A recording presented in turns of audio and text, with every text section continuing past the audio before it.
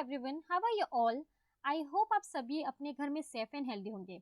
अब बहुत समय निकल चुका है, तो अब हमें अपनी स्टडीज़ पर कंसंट्रेट करना शुरू कर देना चाहिए। तो हमारे इंस्टीट्यूट में अब से ऑनलाइन क्लास स्टार्ट होने जा रही है फर्स्ट ईयर स्टूडेंट्स के लिए। So let me introduce myself, professor Rukaiya. और मैं आपको दो सब्जेक्ट पढ़ाने वाली हूँ, that is microbiology as well as biotechnology. और आज का हमारा टॉपिक है introduction of microbiology.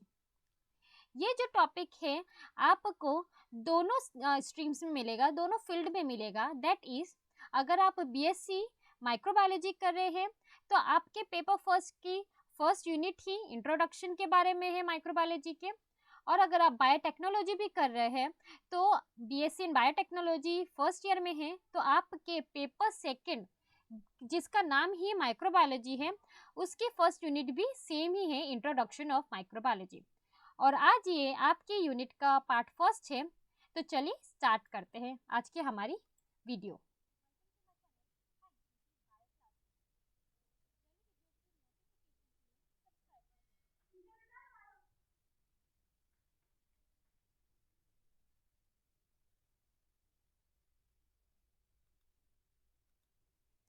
So our topic today is microorganisms. Microorganisms क्या है? सबसे पहले हम इसकी डेफिनेशंस देंगे। दोज लिविंग ऑर्गेनिजम्स, उन जीवों की जो नग्न आंखों के माध्यम से नहीं देखे जा सकते, उन्हें माइक्रोऑर्गेनिजम्स कहा जाता है, उन्हें सूक्ष्म जीव कहा जाता है। Those living organisms which cannot be seen through naked eyes are known as microorganisms. ये जितने भी आपको माइक्रोऑर्गेनिजम्स इस पिक्चर्स में दिख रहे हैं, ये माइक्रो ऑर्गेनिजम्स हैं। एक ऐसे ऑर्गेनिजम्स, एक लिविंग ऑर्गेनिज्म, एक ऐसे जीव जो बहुत ही छोटे हैं, जिन्हें आप चलते फिरते ऐसे ही नहीं देख सकते। इन्हें देखने के लिए एक एपरेटस का यूज होता है जिसे हम कहते हैं माइक्रोस्कोप। इसमें आगे कुछ उनके महत्व लिखे या उनके पॉइंट्स लिखे हैं, फीचर्स लिखे गए हैं। A microorganism or microbe is an organism that is so small that is microscopic, invisible to the naked eye.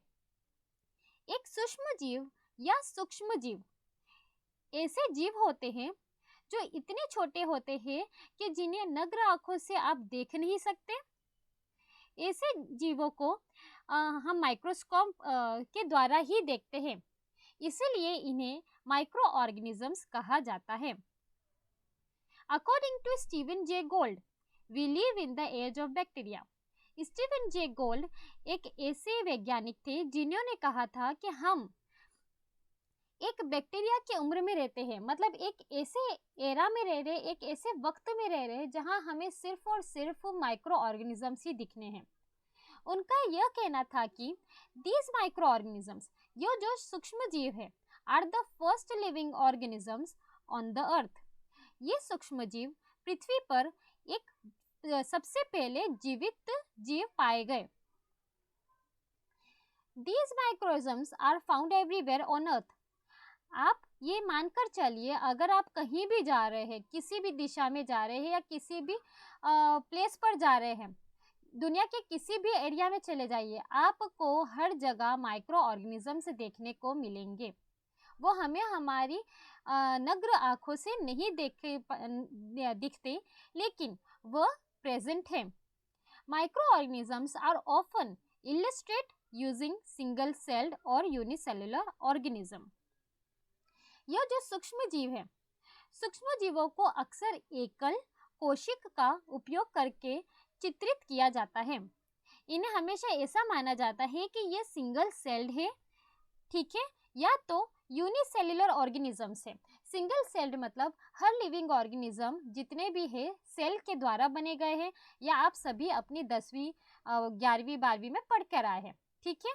अब ये कहा गया है कि ये जो माइक्रो ऑर्गेनिजम्स होते हैं, या तो वो सिंगल सेल के ही माइक्रोजम्स होते हैं, यूनिसेलुलर ऑर्गेनिजम्स मतलब यूनिसेलुलर और सिंगल सेल सेम है, मतलब ये एक सिनोनिम्स है। सिंगल सेल्ड लिविंग ऑर्गेनिजम्स होते हैं, इसका अर्थ यह है कि उनमें सिर्फ एक ही सेल होती है जीवित रहने के लिए। कुछ एग्जाम्पल्स ऑफ माइक्रोजम्स है बैक्टीरिया, फंजाई, प्रोटिस्टा, अलगी और वायरस। जब हम अभी आपका टॉपिक है या आप जो सब्जेक्ट पढ़ रहे हैं उस सब्जेक्ट का नाम है बायोटेक्नोलॉजी, लेकिन उसमें एक टॉपिक आया माइक्रोबायोलॉजी। तो आखिर ये माइक्रोबायोलॉजी क्या है जिसके बारे में हम पढ़ रहे हैं? तो माइक्रोबायोलॉजी किसे कहते हैं? जीव विज्ञान की वह शाखा जो वर्गीकरण, the branch of biology which deals with the study of classification, आकृति विज्ञान, मॉर्फोलॉजी, शरीर विज्ञान, फिजियोलॉजी, सूक्ष्म जीवों के चयापचय के अध्ययन से संबंधित होती है, which is associated with the metabolism of microorganisms, उसे माइक्रोबायोलॉजी कहा जाता है।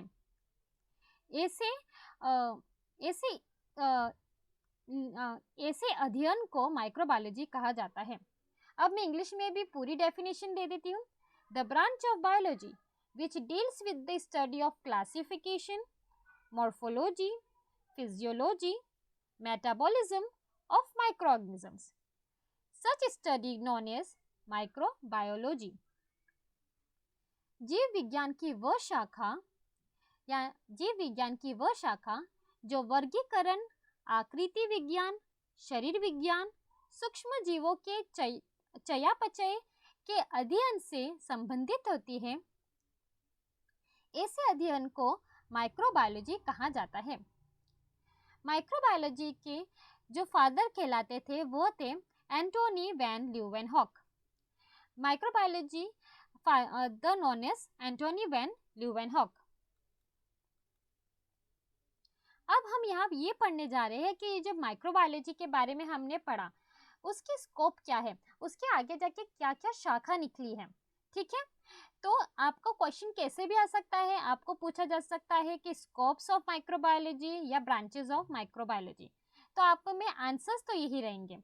अभी आज की वीडियो सिर्फ एक इंट्रोडक्शन है, तो इसमें आपको बहुत ही बेसिक 2 शाखाएं समझाई जा रही है, लेकिन इन 2 बेसिक शाखाएं में आगे जाकर बहुत सारी शाखाएं हैं जिसे मैं नेक्स्ट वीडियो में समझाऊंगी। There are several branches of microbiology which classified into 2 groups. Microbiology की कई शाखाएं हैं जो 2 समूह में बांटी गई है। सबसे पहली है basic research microbiology. Basic research microbiology एक वह शाखा है, the branch of microbiology which deals with the study of physiology, morphology and anatomy and metabolism of organisms is called basic microbiology. Microbiology की वह शाखा जो फिजियोलॉजी, आकृति विज्ञान, शरीर रचना विज्ञान और सूक्ष्म जीवों के मेटाबॉलिज्म के अध्ययन से संबंधित होती है, ऐसे शाखा को बेसिक रिसर्च माइक्रोबायोलॉजी कहा जाता है। बेसिक रिसर्च माइक्रोबायोलॉजी की जो आप डेफिनेशन देख रहे हो वो सेम टू सेम ही है किससे, माइक्रोबायोलॉजी की डेफिनेशन से, क्योंकि बिल्कुल बेसिक है तो उसी के बारे में हमने बताया था। लेकिन आगे जाके एक और समूह हुआ जिसका हमने नाम दिया applied microbiology, the branch of microbiology which deals with the study of utilization of microorganisms.